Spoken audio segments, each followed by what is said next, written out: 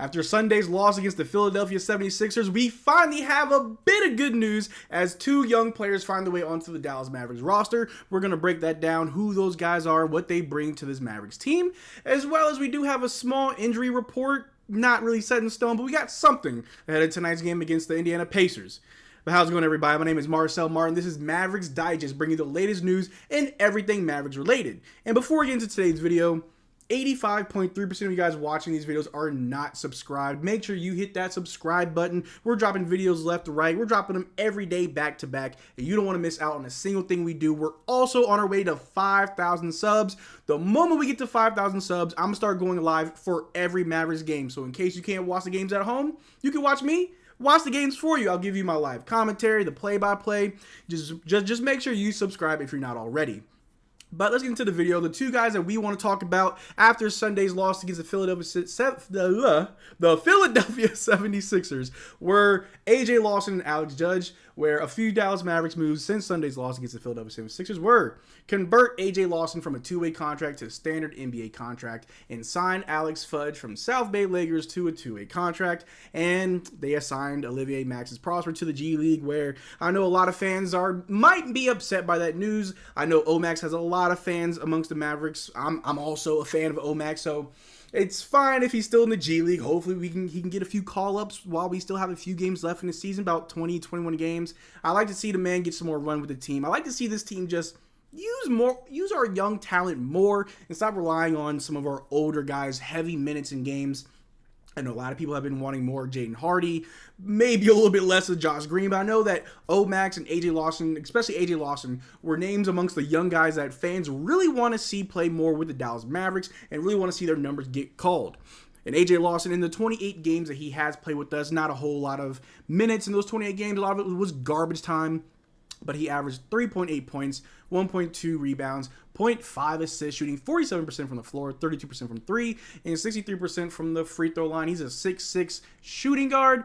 Pretty tall man. Not so much good on the perimeter shooting. I know a lot of people online were saying, hey, maybe this could be a replacement for Tim Hardaway. Maybe this is a younger replacement coming up, and I don't agree. I think if anything, Jaden Hardy would be the Tim Hardaway Jr. replacement. But AJ Lawson is a different kind of player from Tim Hardaway Jr. that, given another year or two, might actually find his way into this rotation and help out this Dallas Mavericks team. And on the top right there are his G League traditional splits and 7 games played, where he's averaging 33 minutes a game, 20.7 points per game while shooting 53% from the floor, shooting only about 29% from three while shooting 87% from the free throw line, averaging about 7 rebounds a game, 1.9 assists, and almost a steal a game. I mean, it's a small sample size. It's only, 7 games? But I mean, the fact that he can put up those numbers in 7 games while playing 33 minutes, I mean, that's something that you like to see in these young guys.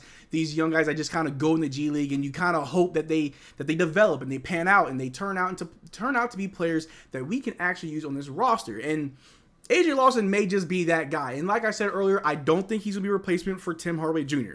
because shooting 29% from the free throw line is not going to cut it. I know Tim Hardaway shoots about 35%, but it doesn't feel like that as of late. And if anything, like I said, Jaden Hardy would be the more likely of replacing for Tim Hardaway Jr. But AJ Lawson's ability to just attack the basket, put the ball on the floor, finish at the rim, I think that could be a different kind of scoring option that will help out this Dallas Mavericks team. A lot of people like to shoot. I don't really see a whole lot of attackers, not a lot of slashers on this team. And I do believe that AJ Lawson is a few years behind from actually cracking the rotation and being a consistent guy for this Dallas Mavericks team. But the vision's there. You know, we see what we can turn him into and how he can be implemented in this team. And a slasher, tagger, someone who can just put the ball in the hole, attack the rim. That could be a guy that could really help the Dallas Mavericks down the road. And the other player that we talked about was Alex Fudge from the Los Angeles Bay Lakers, whatever team's over there in Los Angeles. He is on a two-way contract with the Dallas Mavericks, where he'll spend time with their G League team and maybe get a call-up with the Dallas Mavericks. And the difference between him and AJ Lawson is AJ Lawson is on the roster. He's a Dallas Maverick. He'll probably still spend time in the G League, but he is a Dallas Maverick. Whereas Alex Fudge will most likely just spend the majority of his time in the G League and maybe get called up whenever we have injuries. Or maybe he'll have a breakout season and we need to call him up. But Alex Fudge's traditional splits, his stats over in the G League over 16 games, he averaged about 17 minutes a game while scoring 7 points a game. He was shooting 46% from the field, shooting only 20% from three on barely not even 2 attempts a game, shooting 50% from the free throw line, wasn't getting to the line that often per game, averaging about five rebounds a game, half an assist, half a turnover, almost a steal, and almost 2 blocks a game. And over 16 games, you know, that's a pretty decent sample size. But comparatively to AJ Lawson, I don't think that Alex Fudge is going to see as much time as Jane Hardy or like AJ Lawson. I think Alex Fudge will definitely be a player that we just kind of stash in the G League. We let him develop, let him get some reps under his belt, let him grow and develop, and maybe we see a breakout season where we're all yelling for Fudge, and it'll be a funny time. But after the Sunday's game, after that loss at 76ers, we finally got some good news, and those two young guys coming into the Dallas Mavericks team. Alex Fudge, welcome to the Mavericks Mafia. My man AJ Lawson, you're here to stay for the long haul. I hope to see him develop and turn into just that attacker, that slasher that this Dallas Mavericks team definitely needs. We need a variety in our scores. I mean, we got Kyrie Irving, who we know with Kai, he can really finish at the rim like he's 6'2"? He finished at the rim like he's 6'8". Like, he's really good at attacking, but to have more options, to have another player alongside a Derrick Jones Jr. who can also attack the rim. And PJ Washington, he can also attack, but just to have another option, to have a different style of player, just so we don't have too many players of the same, mold. A different style of player, different attacker, a different scorer can definitely help this Mavericks team down the road. But like I said in the intro, we do have somewhat of an injury update ahead of tonight's game against the Indiana Pacers. Jason Kidd mentioned Luka Doncic with right ankle soreness, Maxi Kleber with left knee soreness, and Derrick Jones Jr. with a left shoulder strain will be questionable to play against the Indiana Pacers. And we saw what happened when we were a little bit healthier than this just last week against the Indiana Pacers. They killed us.